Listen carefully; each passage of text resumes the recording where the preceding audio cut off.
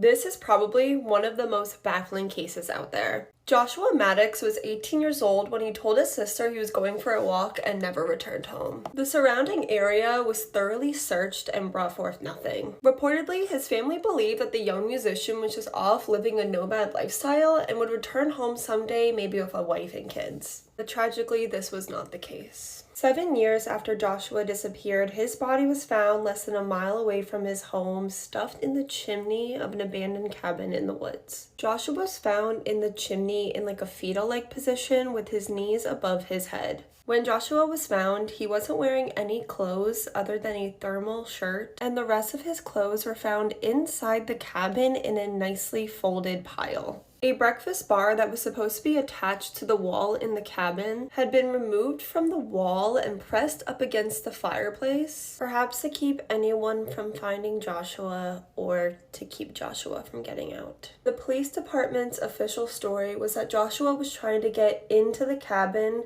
through the chimney, got stuck, and later passed away from hypothermia. Despite the evidence that Joshua, or at least his belongings, were already inside the cabin, and the fact that the owners said that 3 years before Joshua even went missing, he had closed off the top of the chimney to keep animals or debris from getting inside the cabin. This case only gets that more sinister from here. His former classmates said that before he went missing, he was hanging out with this guy, Andy Newman. Andy and Josh would hang out and jam and even had plans to visit New Mexico together. And Andy did end up going to New Mexico like right after Josh initially went missing. Like a year after Joshua initially went missing, Andy was arrested for unaliving a disabled man in New Mexico.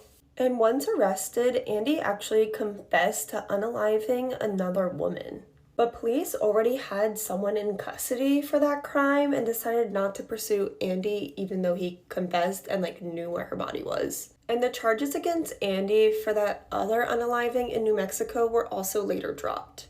Despite all of this and the fact that Andy said that he had put Josh in a hold to some people, to my knowledge, Andy still has never been questioned in relation to the unaliving of Joshua. This case is a mystery. And the mystery is, who is protecting Andy Newman and why? Because I'm just over here trying to figure out if I believe that this is a case of police cover-up or just really, really bad police work. I'm going to continue to report on this case, and I really hope that other people do as well. If you watched to the end of this video, thank you so much for listening to Joshua's story, and I'm going to be reading everyone's opinions in the comments.